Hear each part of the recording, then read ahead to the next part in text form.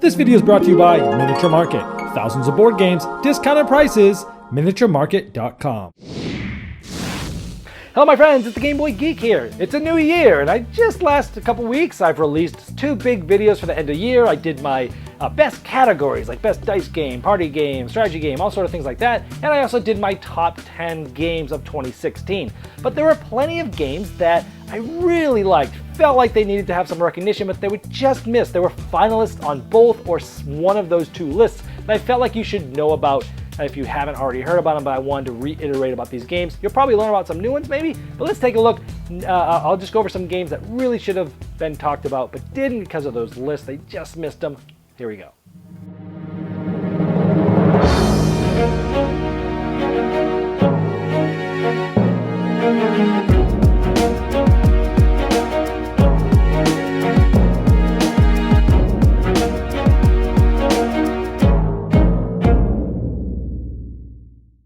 All right, I'm going to do these in no particular order. First one is 13 Clues. This is a deduction game for 2 to 6 players where everyone has their own solution. You can see everybody else's solution except your own, and you're asking people questions about what cards they can see to try to deduce which cards are in front of you. It's an excellent game. It even works with 2, which is not easy with a deduction game. It has that code 777 feeling, but you have a lot more flexibility on the questions you ask. If you like Clue, but you don't like the board and moving around, this is excellent and plays in only 20 to 30 minutes, and it's a fantastic deduction game. King Domino is a quick game where you're going to be bidding for tiles and then placing those tiles in your own kingdom. King Domino. It's like dominoes, but instead of having pips, you have different types of places like fields and water and forests and things like that. And you're trying to group things together to score points, and it's fun. You're building your own city. Has a very interesting bidding mechanism. This is a very simple game mechanically. Only takes about 15 minutes to play, but there's really a lot more depth here than meets the eye. This is a very fulfilling, quick game, and that's King Domino. Fabled Fruit is like an entry-level worker placement game with a cute theme, cute artwork, but it's designed by the same guy who did Power Grid, done by Stronghold Games. This is a game that evolves, and it's a Fabled game where over the course of the games that you play, new cards will come out, old cards will go out, and you have new mechanisms, and it's kind of like you're learning as you go. It's great for new gamers. Even my wife could play this one, but yet it's one that evolves so that the actions get more complex as the game goes on. The game gets more interesting. It's really a phenomenal family game. This almost made my family game of the year. It was very close.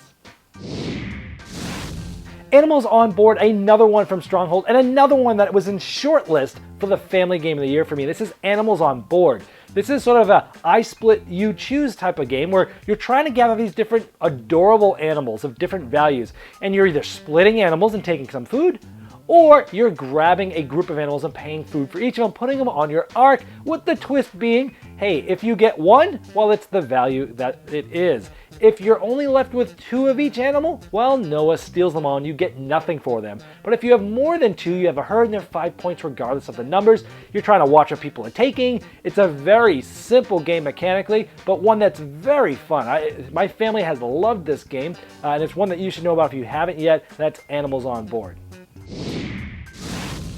Insider is a social deduction game. It's like 20 Questions meets Werewolf, where one player is going to know the answer of the 20 questions. It could be anything, like Antarctica, for example.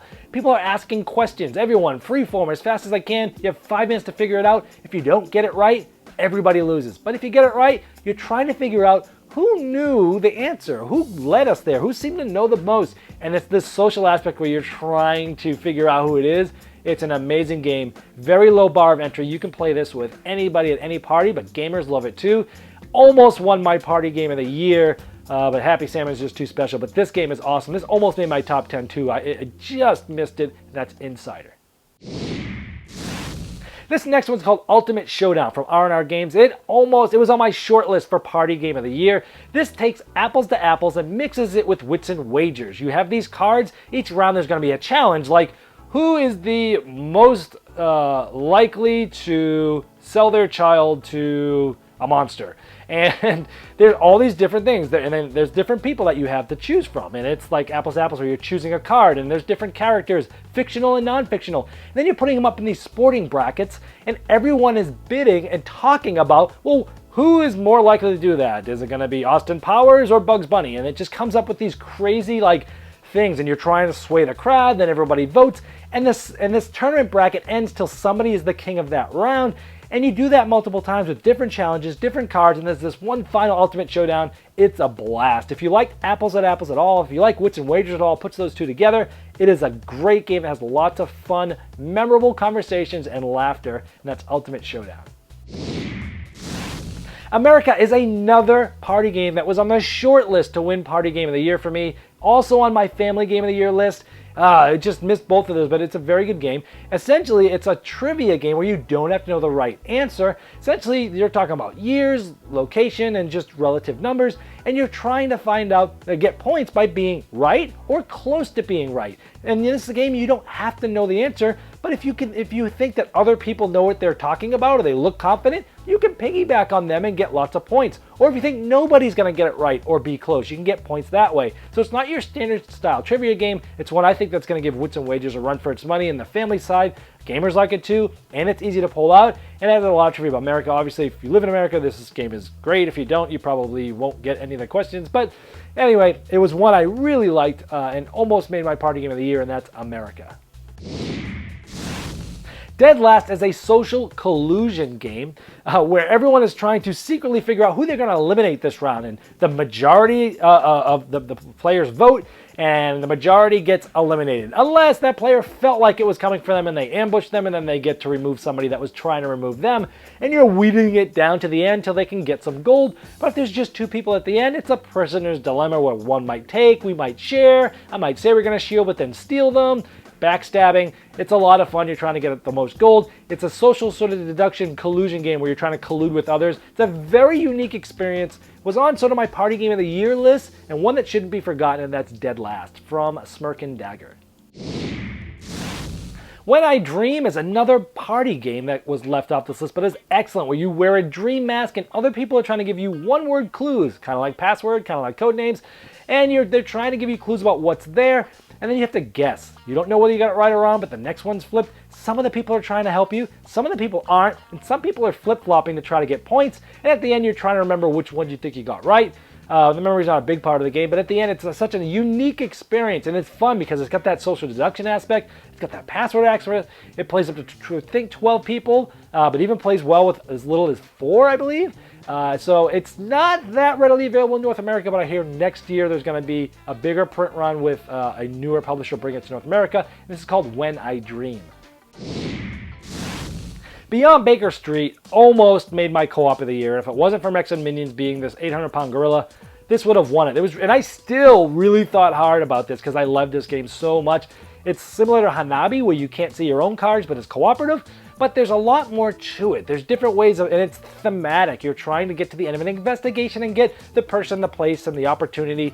And you're trying to get all this, but you have to get the investigation track to the right spot. You're going to be confirming leads. You're going to be telling people when to put cards, hopefully giving them clues that hopefully they act on, but you can't see your own card. So it's similar to Hanabi, but it's really fun. I think they took Hanabi and made it so much better. Added some more mechanisms to it, some meat to it. And it's a very variable how you can set it up, and it's a fantastic cooperative game. That's Beyond Baker Street. Fuse also was on the list for both family game and party game of the year for me. It was on that short list. This is a real-time game, cooperative, where you're rolling the dice and you're quickly trying to figure out who can take what dice. Everyone's got to take a die. If you don't, bad things happen. It's timed. There's an app. It's crazy. You got like 10 minutes. It's frantic. You're trying to get through all the bombs. You can make it as easy or as hard as you want. Even the easier ones are a little hard, but it's fun. A lot about communication, but doing things fast, and you're trying to get different things, like different colors of dice, different numbers of dice. Some of them are stacking as pyramids. Sometimes you need certain things. It's really fun. It's chaotic. It's frenzied. It's real time, but it's a ton of fun, and that's Fuse from Renegade Game Studios. This next one was really close for my two-player game of the year, reprint of the year, cooperative game of the year. This is a game called Ravens of Three Sahasri. This was reprinted by Osprey Games. This is a two-player only game, cooperative, where you can't really share things. You're not talking. You're trying to almost like feel each other out in this game. One player is playing cards out in a very abstracted way, which is giving other players clues. And then that other player, when it's their turn, they're doing one big powerful move that is trying to get certain cards and certain things out. It's hard to explain in just a minute, but this is a game that is very fresh, very unique. There is nothing like it. If you like cooperative games where you can't really talk a whole lot, but you're trying to get to the same thing, sort of like a Hanabi-ish, even though it doesn't have that mechanism, then you want to check this one out. But it just blows my mind how different this game is from anything else. It's got a lot of really interesting things, and that's Ravens of 3 Sahasree. All right, last and not least on the short list for Family Game of the Year, and this is Pups. This is a trick-taking game from Bank Inc. Plays 2 to 5 players. It's adorable. It's about dogs. The artwork is awesome. It's pretty standard as a trick-taking, but the little twists that they made in this game really make it shine. There's a suit called Mutts that you can add. They're like wilds. You can add them to other cards, so you never know exactly how many rounds how many tricks a round is going to be, and you've got a bid. You're bidding either exactly or at least, say, 1, 2, or 3 tricks. The ones when you bid exactly, it raises the stakes. But even if you get something wrong and you have minus points, you can rebid that later to try to turn a negative into a positive, which is really fun. This game has just a ton of really good things going on for it. I reviewed it, so check that out if you like trick-taking games at all. Great family game, went over huge at the holidays, and gamers and non-gamers alike, and that's Pups. Well, I hope that rapid fire of my honorable mentions got you thinking about games or knowing about games that you didn't know, and hopefully I can help you find the next board game you'll love. We'll see you next time. This video was sponsored by Miniature Market's Review Corner. The Review Corner features podcasts, video, and written game reviews by gamers for gamers. Miniature Market, the online gaming superstore. Thousands of board games, discounted prices. Check them out at miniaturemarket.com. I'd like to thank each and every one of you for backing me on Kickstarter, making this season become a reality. I'd like to especially thank those here that have backed me at the credit level. Now, these video reviews are also available by audio on our podcast. It's the intros and the final thoughts on GameBoyGeek.com. Click podcast.